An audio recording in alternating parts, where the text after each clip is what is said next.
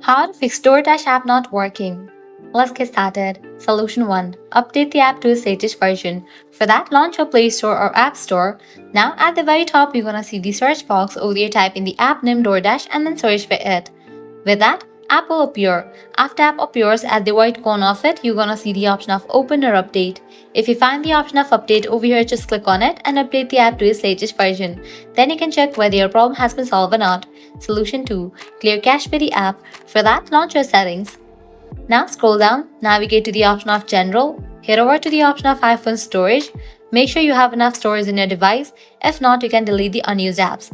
Then head towards the app Doordash. Once you find it, open it. Now click on Offload app. Click on Offload app. Offloading app clears cache for the app. Then click on Reinstall app. Once completion of reinstallation process, you can check whether your problem has been solved or not.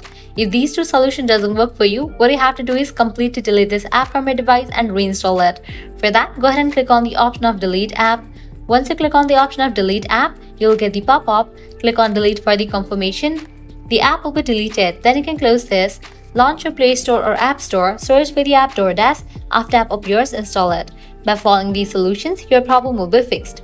So this is how you can easily fix Doordash app not working.